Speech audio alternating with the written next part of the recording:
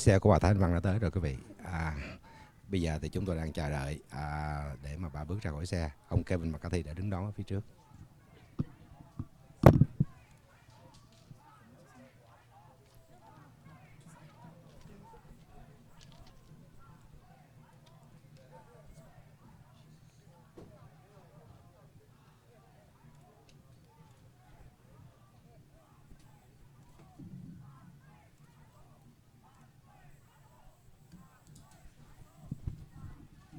Bà Thái Anh Văn đã bước ra khỏi xe và bà đang tiến tới và bắt tay với Kevin McCarthy.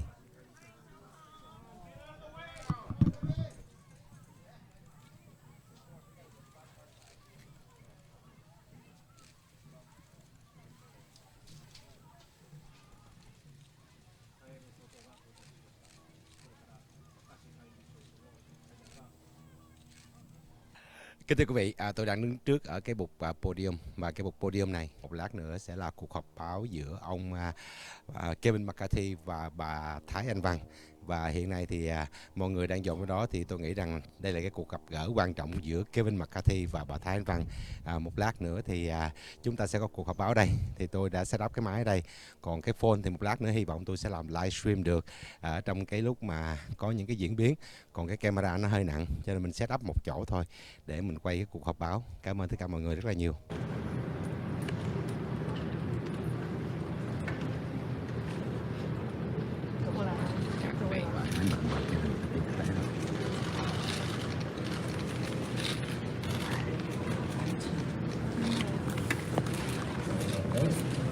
I'm honored to meet with Taiwan's President Tsai as she transits the United States.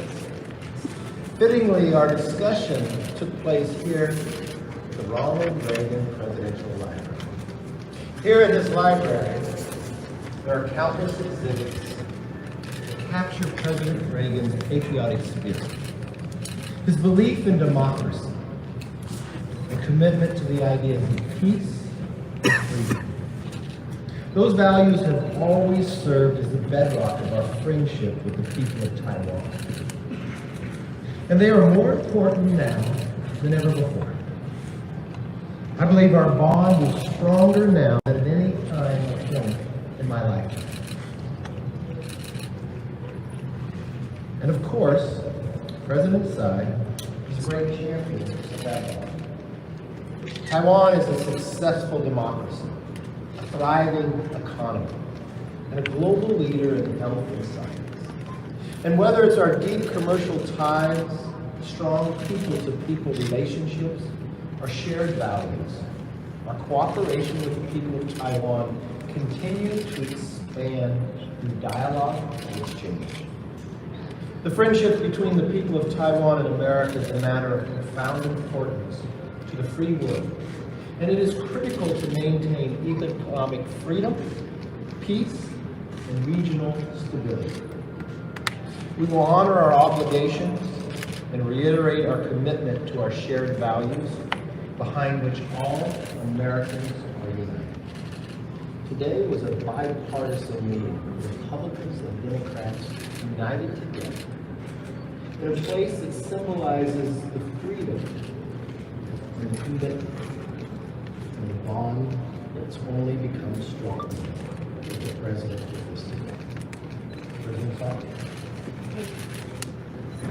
Speaker McCarthy, friends, I am delighted to visit the Ronald Reagan Presidential Library once again, this time with Speaker McCarthy and distinguished members of the Congress. I want to thank Speaker McCarthy for his warm hospitality and for his invitation to bipartisan congressional leaders who have taken time out of their busy schedule to join us today. Their presence and unwavering support reassured the people of Taiwan that we are not isolated and we are not alone. It is especially fitting for us to meet here to pay tribute to a distinguished American president and world leader. A man who also played a crucial role in partnership with the U.S. Congress in protecting and fortifying U.S.-Taiwan relations at a time of changing diplomatic realities. President Reagan's assurances of 1982 on top of the landmark Taiwan Relations Act passed by the Congress laid the foundation for a strong and unique partnership over 4 decades, during which we have maintained peace and prosperity and welcomed the advent of Taiwan's democracy. However, it is no secret that today, the peace that we have maintained and the democracy which we have worked hard to build are facing unprecedented challenges. We once again find ourselves in a world where democracy is under threat, and the urgency of keeping the beacon of freedom shining cannot be understated. President Reagan said it best: freedom is never more than one generation away from extinction. Where the people of Taiwan may continue to thrive in a free and open society. I also highlighted the belief which President Reagan championed, that to preserve peace, we must be strong. I would like to add that we're stronger when we are together. For this, I also express our deepest gratitude on behalf of the Taiwanese people who legislated the Congress and nation's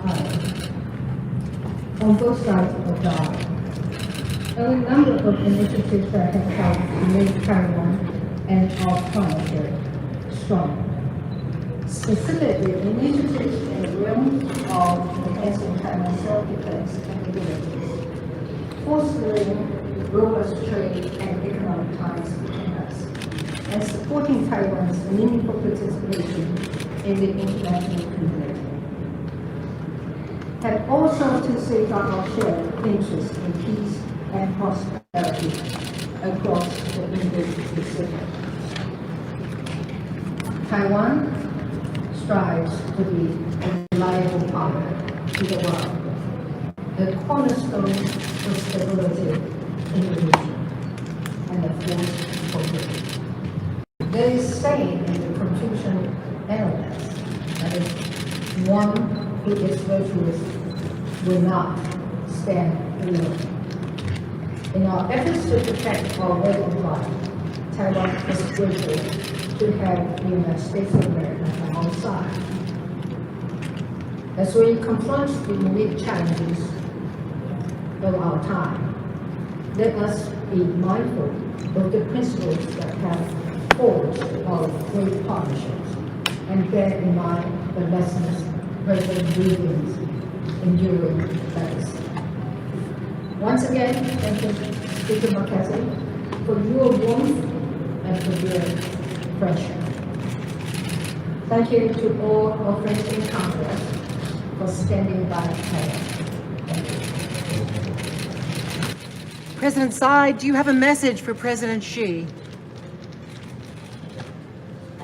No Q&A, please. Good job.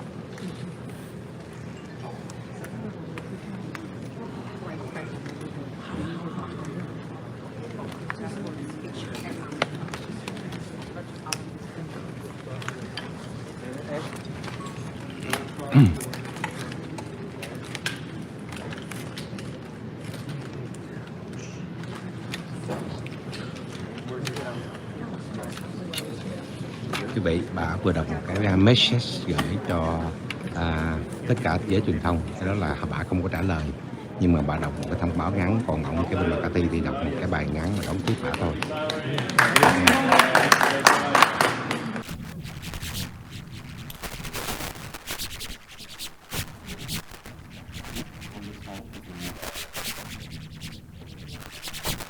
Good afternoon. Everybody can hear me okay, though, it sounds like.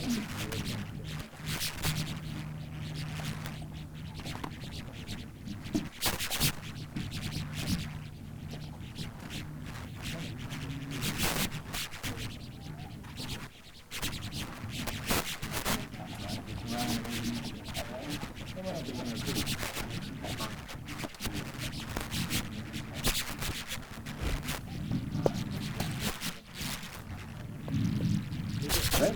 Good afternoon, everybody. Thank you so much for being here with us today. My name is David Trulio, and I'm the new president and CEO of the Ronald Reagan Presidential Foundation and Institute.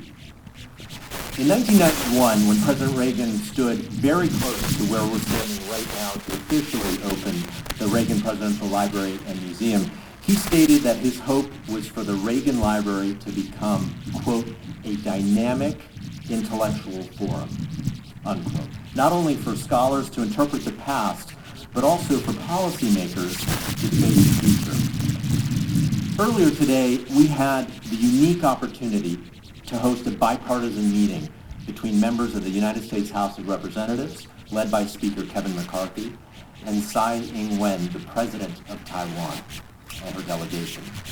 Today's engagements are a wonderful example of how President Reagan's vision for this library is being fulfilled. Ronald Reagan believed passionately in freedom and democracy, not simply for Americans, but for all people around the globe. Before becoming president, he traveled to Taiwan on 2 occasions. And it was President Reagan's administration in 1982 that developed what became known as the 6 Assurances, a framework that to this day forms a key part of the foundation of our relations between the United States and Taiwan are conducted. We are deeply honored and grateful that Speaker McCarthy brought today's bipartisan meeting to the Reagan Library. The Speaker's district is not that far from us here in Simi Valley, and he has consistently taken the time to support what we do here, from participating in our Reagan National Defense Forum, and also giving keynote remarks as part of our Center for Public Affairs program.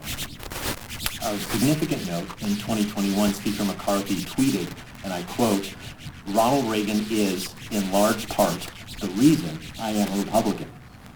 So it is my privilege to invite to the microphone a long-standing friend of the Reagan Foundation, the Speaker of the United States House of Representatives, Kevin McCarthy.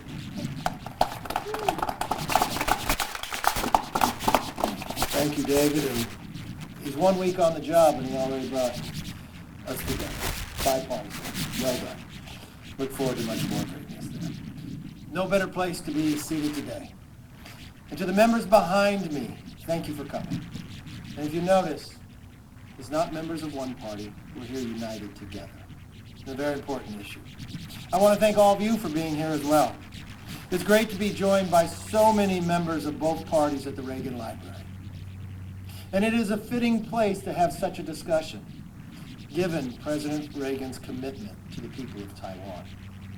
President Reagan's 6 assurances serves as the backbone of our relationship with the people of Taiwan.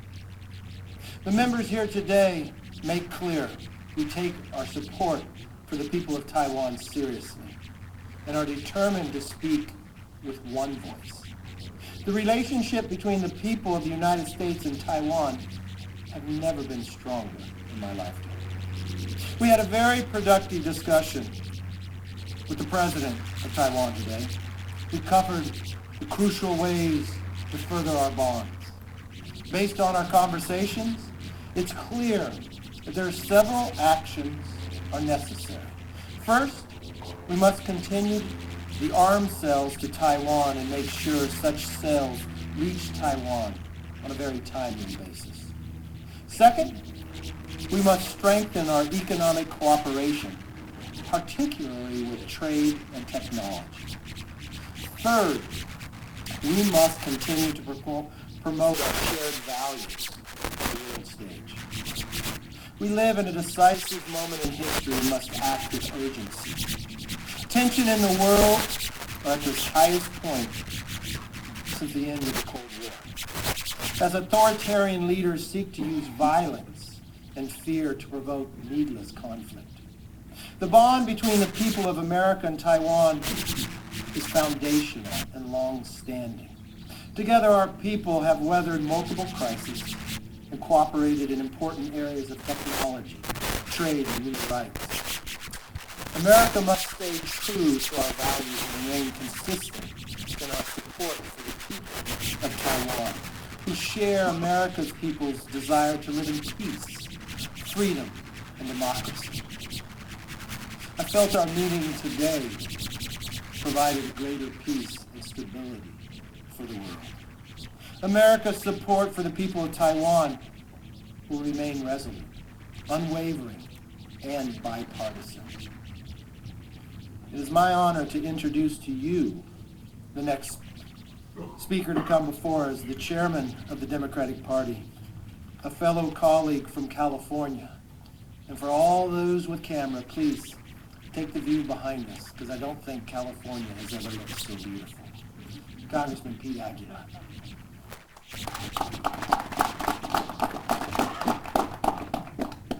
Thank you, Mr. Speaker. I want to thank President Tsai for the meaningful conversation today, and on behalf of the House Democratic Caucus, we offered our continued partnership and cooperation as we seek to grow our economic ties. Speaker McCarthy, on behalf of this bipartisan delegation assembled behind us, I want to thank you for facilitating this meeting and for fostering this bipartisan engagement. In matters of foreign policy, as the Speaker mentioned, it's important for us to set aside partisanship and work together to promote our common interests and the interests of the free world.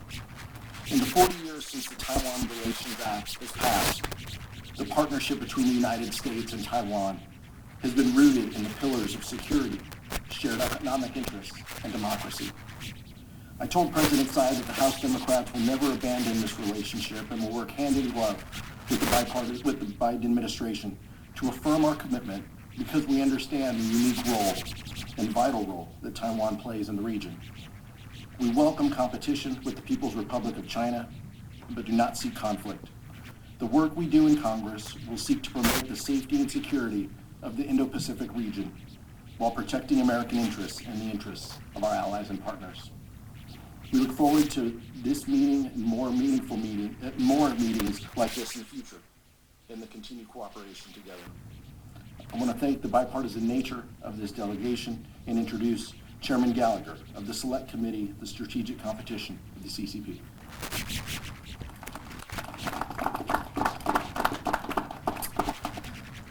Thank the Speaker. I thank all of my colleagues for being here today. What a special experience.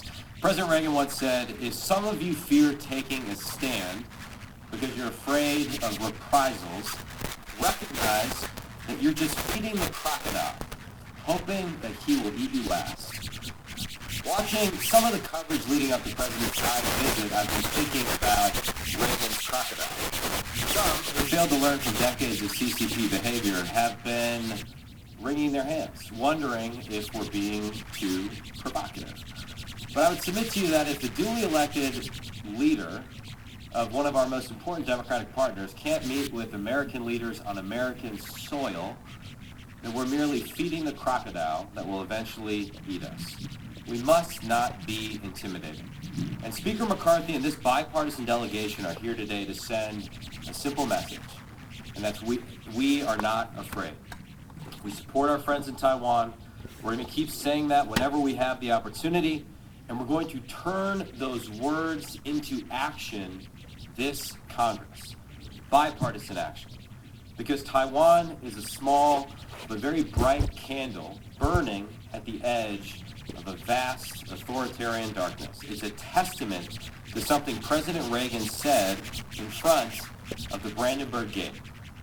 He said, there stands before the entire world one great and inescapable conclusion. Freedom leads to prosperity. Freedom replaces the ancient hatreds among nations with comedy and peace. Freedom is the victor. And with that, I am proud to introduce my good friend and ranking member on the Select Committee on the CCP, Raja Krishnamurthy.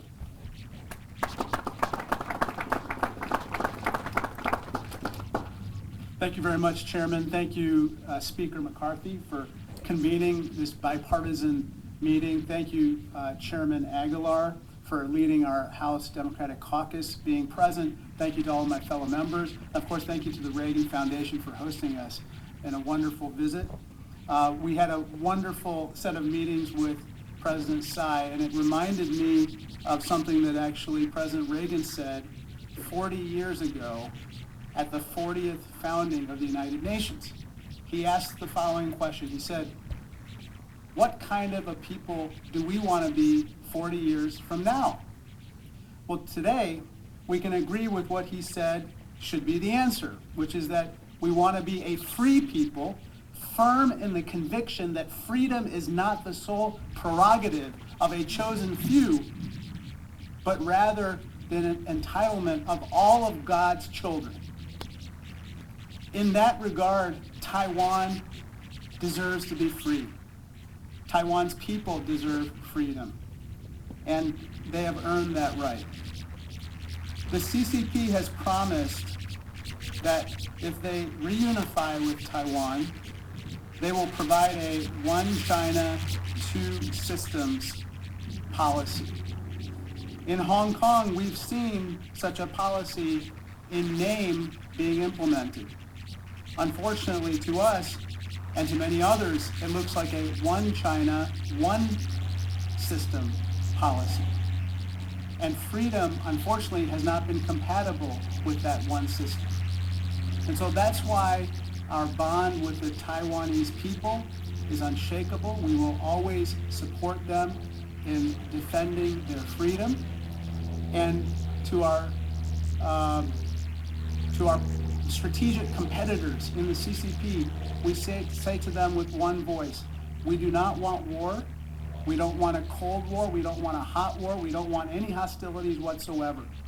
We want peace. We are a peace-loving people, but we want a durable peace, and we must deter aggression at all costs. We must peacefully resolve all differences between and among us at the bargaining table. So with that said, I want to say thank you so much, and I want to now welcome Chairman Smith of the Ways and Means Committee to address us. This is such a special day, being at the Reagan Library, but it's a special occasion, and we have to thank Speaker McCarthy for organizing this event and each one of our colleagues that's here, Republicans and Democrats. It shows how important this is to our nation and how important it is to Congress, that we were able to have such a constructive bilateral conversation with the President of Taiwan, talking about our relationship from an economic perspective, but also from a security perspective, and the results of how we can continue to partner and work together moving forward.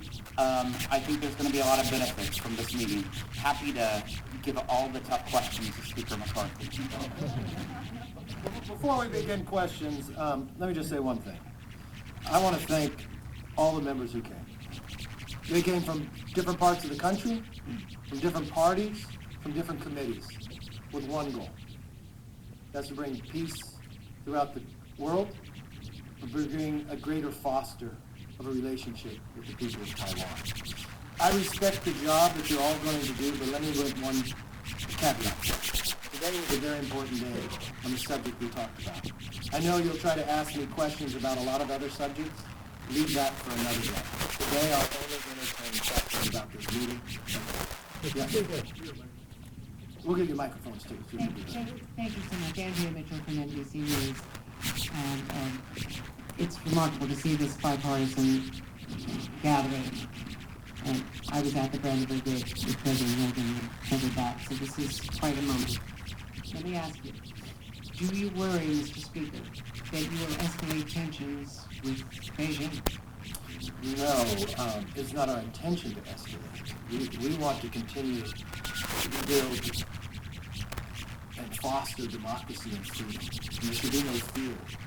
I mean, the uniqueness here that I would think around the world, not very often does the world see Republicans and Democrats standing together on one issue. You know, when I first became Speaker, I sat down with Leader Hakim, and we talked about this issue.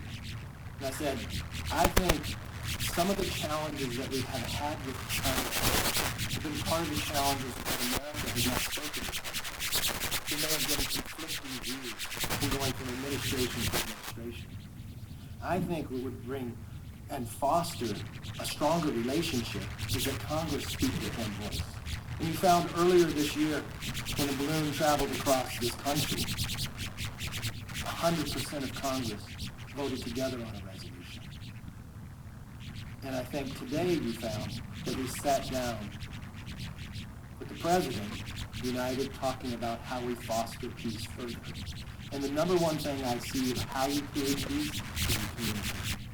You communicate with one another, whether you be pro or friend. And that's something that we see different today.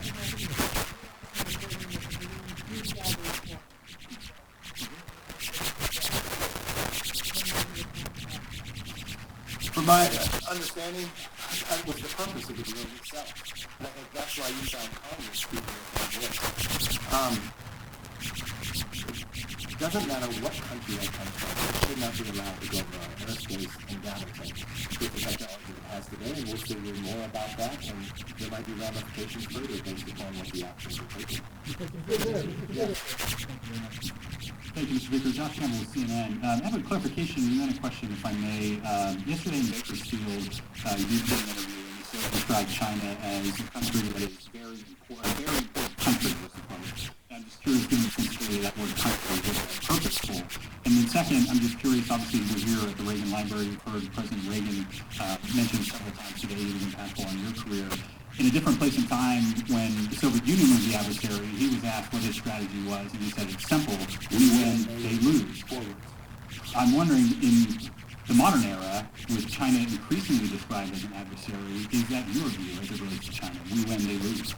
I think when you look at America, the world wins when you have peace. The world wins when we have respect for one another. The world wins when we have more democracy and more freedom. It was only fitting that we had this meeting here. Look, I believe in the three communicators. I also believe in the 6 assurances. That has not changed one item. But I do believe in fostering a greater relationship and sitting here and understanding what the world looks like before Ronald Reagan took power and what the world looked like now. And it wasn't just Reagan, it was other leaders around the world who stood as Lech Walesa. There were 2 Germans. We watched the Margaret Thatcher. We watched those who stood for freedom, stood for democracy. It wasn't based upon a plan. The world became a safer place. Authoritarian lost. But what I see today around the world is security. And I think that unites. And the one thing I would take pride in as an American, you're watching your lawmakers stand together with both parties, advocating greater democracy, with a plan to help deter any chance of a war in the future. And what we learned from Reagan, peace through strength, trust but verify, respect your adversary. We watched Reagan go when he spoke about the Soviet Union, but he went to the Soviet Union. He built a relationship, and we watched the changes that could be brought. So, look, I do not change from the 3 communiques to where we are. Thank you, Mr. Dallas Michelson from Fox 11. I'm curious, what is it about this issue in particular that is bringing you all together, where on so many other issues there's so much division? And also, just as a bottom line question, what is your message to China, who's threatening retaliation for doing this today? Well, my first message to China, there's no need for retaliation. But the one thing I would say to China, too, at no time, I am the Speaker of the House. There's no place where China's going to tell me where I can go or who I can speak to, whether you be pro or whether you be friend. I'm not the general manager of the Houston Rockets. And the one thing I hope all countries see is that we're united in this same approach, together, on both sides. And we're going to speak with one voice when it comes to China or any others when we look at foreign policy. One of my goals as Speaker is to take away the things that become so partisan. Not everything has to be partisan. I respect people on the other side of the aisle that have a different philosophical belief, but when it comes to peace, freedom, and democracy, I think that unites us. When we watch what's happening in the world today, a movement and a gathering that looks like a new axis of power, I think back to what could have the lawmakers done then, but that never took place in the past. So today we're looking at to make sure that we have peace going on decades in the future. I think it's fitting that we're here in Reagan's library. This is what he advocated in a world that was dangerous. He advocated peace. They found a way to do it. That same place here. So China should not fear. China should engage with us. And I think from a point of view from Congress, I think we have a responsibility to speak with one voice, and we're doing that. And that should be a greater relationship with China at the same time with China. Mr. Speaker, less than the Tower Plus News. First of all, on behalf of Taiwan's Traveling Press Corps, I would like to thank you for giving us the opportunity for being here. That said, one of the messages that you keep telling us during this press conference is that you will not allow China to dictate where you can and can't go. Just out of my own curiosity, are there any plans for you to come to Taiwan, or is there any desire? I don't have any current plans, but that doesn't mean I will not go. If there comes a time that I go, I would not go as one party only. And I would not go for a simple purpose for myself in that basis. And it wouldn't be in an adversarial role or others, but I thought as President Tsai transited through America, it was a unique opportunity to bring that dialogue. And I think the world is a safer place for it. And communication matters. Regardless of whether people have differences of opinion. And I think today is going to foster greater peace long term. Yes, sir. Yes. Yeah, what do you think about the China?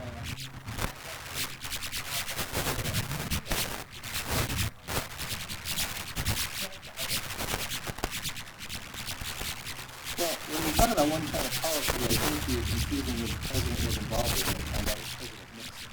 And we have no difference of opinion with that we continue to speak to the trade you'd be referring to. Under President Reagan, you'd be talking about the 6 assurances with Taiwan. That is currently American policy, and that is still American policy, and that's the policy that we should take. Yes.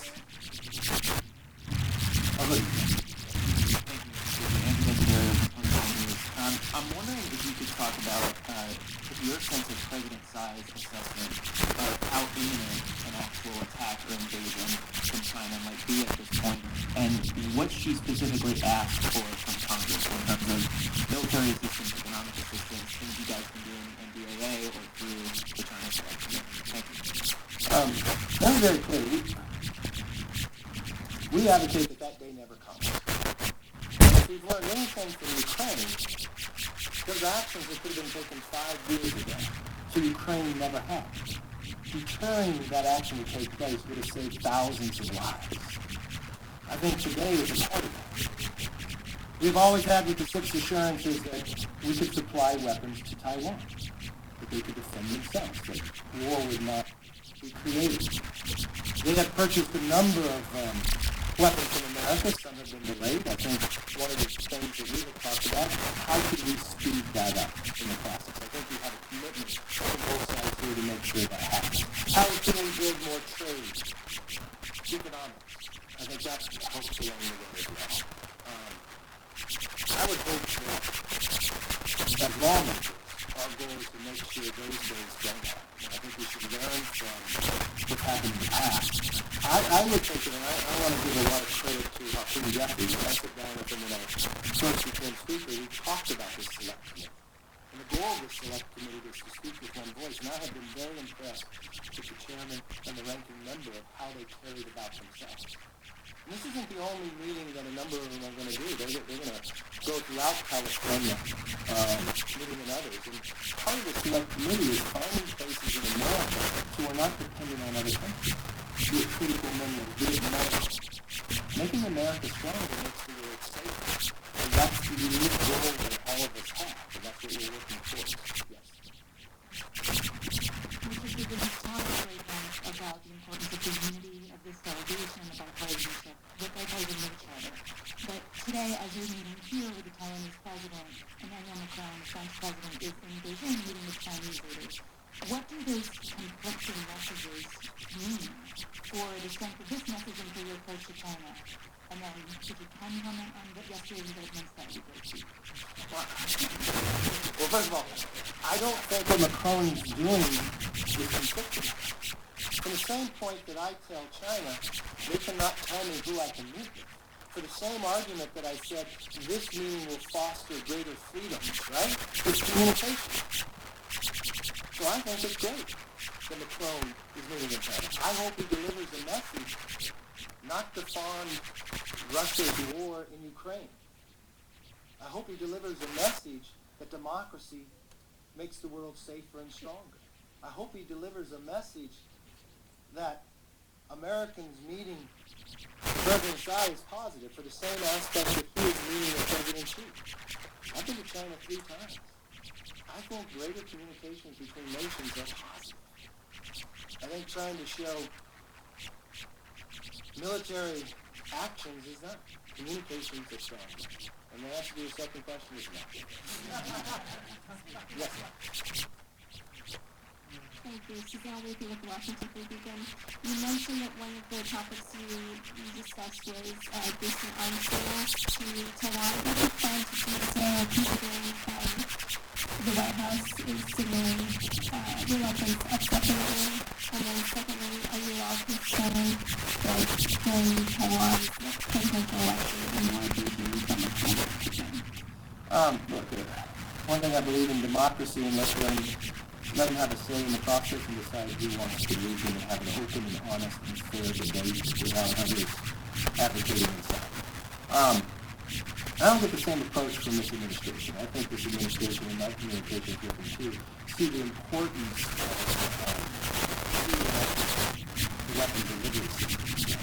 I'm not feeling the same differences based on the question, and I do believe in the motto of President Reagan, peace through strength. And I think, if I just sit back and I look at what transpired in Ukraine, I remember coming back from Ukraine in 2015 and advocating to sell them javelins.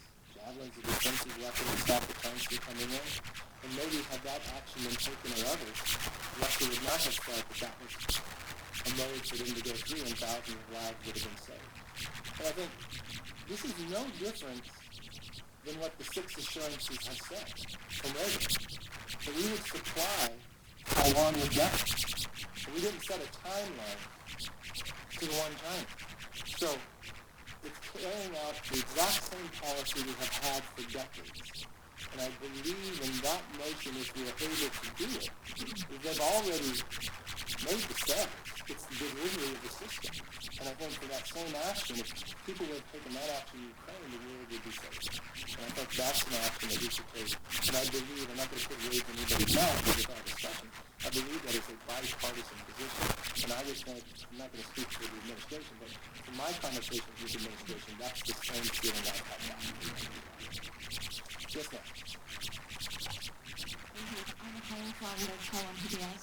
Today I want to will you invite President Tsai to a Congress diplomatic speech or in the past way to conduct a Taiwan press conference at Washington, D.C.? But I don't have any invitation out there right now. Today we were able to meet her as she transits through America, and I thought that was very productive. Yes, sir. President Tsai has just returned from Latin America. Taiwan has been losing allies around the world slowly, including recently Honduras. I'm curious if you think that the United States is doing enough to stop that, if you even think it's the United States' business to step in or say to Taiwan's allies that they're supporting China. I think that's one of the reasons the president was out communicating with others. I have a fear of some of these nations changing their positions based upon a hope and dream of financial support for some infrastructure. We have found at times when China has done that, those nations have become in a more economic challenging time, maybe a dam not working in Ecuador, maybe becoming under financial burdens. So I truly believe that all nations should look at where it is and make a decision. I wish all nations would make a decision based upon democracy and freedom. If that's the decision at the end of the day, or the determination, I have no fear of what people would make a decision. Yes, sir. I heard what you said about the weapons and also trade, but are there other areas where you think the administration could be acting more aggressively in toughening policy with China? Also, do you think that the country should specifically commit to the defense of Taiwan should China attempt anything militarily? I know everyone puts these hypotheticals out there. Our goal is that hypothetical never comes to fruition. And what we know through history, the best way to do that is supply the weapons to allow people to deter war. Supply the weapons that people could defend themselves. It is a critical lesson that we learned through Ukraine, that the idea of just sanctions in the future is not going to stop somebody. The deterrent of being able to self-control is going to stop that. Your first part of your question, remind me again what it was?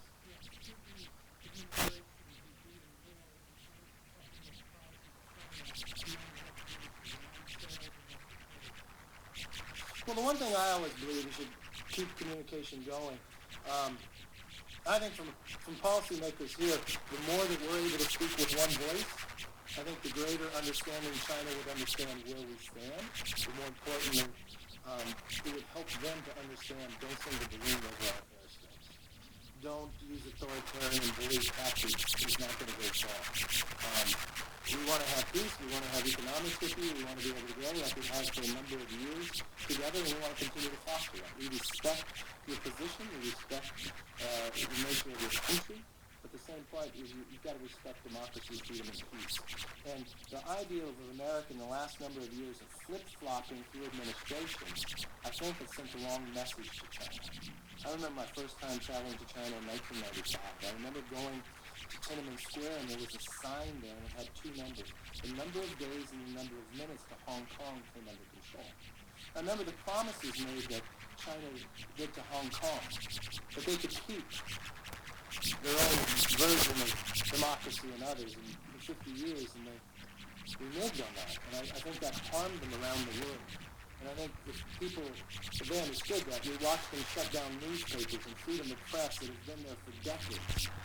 And I think when the world stays silent on those issues, that's what fosters the problem that gets you to the hypothetical. When you speak with honesty and integrity and you come forth in one voice, especially the responsibility America has, that makes the world safer. And that's why, if there was a place to meet, it was here today. This isn't a lesson, and I'm proud of the fact that you see Democrats and Republicans. Democrats didn't budge and say, oh, you're going to Ronald Reagan's presidential library, because it wasn't about Republicans. It was the foundation of the idea of America standing for freedom and peace and democracy. It was the idea of those policies that America took during the Cold War era. That the world is safer based upon what America took those policies on now. And as we look to what the world looks like today, I think this is the right place, the right time, and the right numbers to be together. Yes, ma'am. Taiwan's media. I want to ask a question is about some representatives are supposed to build state-to-state relations between U.S. and Taiwan, or they say the U.S. has to normalize Taiwan-U.S. relations. What do you think about it? I don't see any change to free communication or 50%. Yes, sir. Yeah. Okay.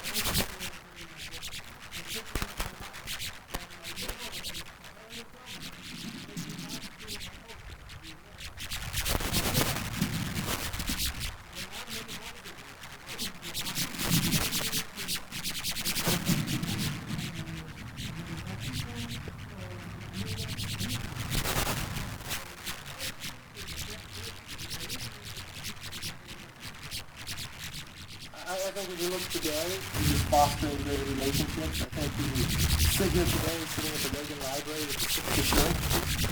That continues to build.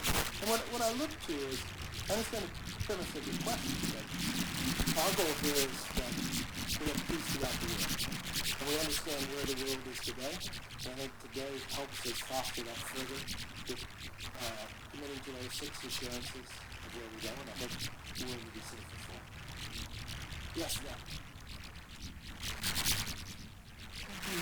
Catherine Hiller from the Financial Times. We've heard a lot about unwavering support for Taiwan today.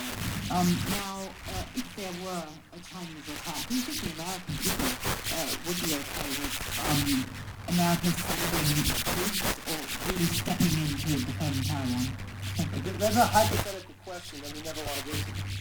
The reason why we're together here with both parties sitting down is because we never want to see that question really get asked. We never want to see that become to fruition. And we understand through history. We understand through the history of what Ronald Reagan would do and others.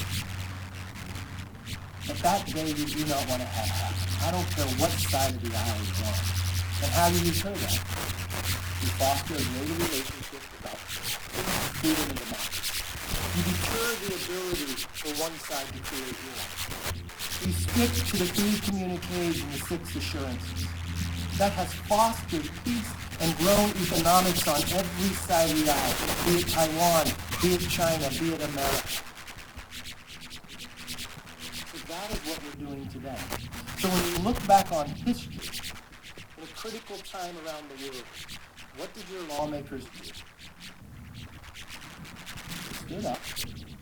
They built relationships, the friend and foe. They deterred the ability for one to foster war against the other. They built economic ties with both. And they fostered a greater relationship for freedom and for peace around the world. Because no one wants to get to a hypothetical question she just asked. I thank you for spending your time with us today. I thank the members for spending time here. This won't be our last discussion about this, and we'll continue to foster and grow because we won't all be solved today. But thank you and God bless. Have a very happy Easter.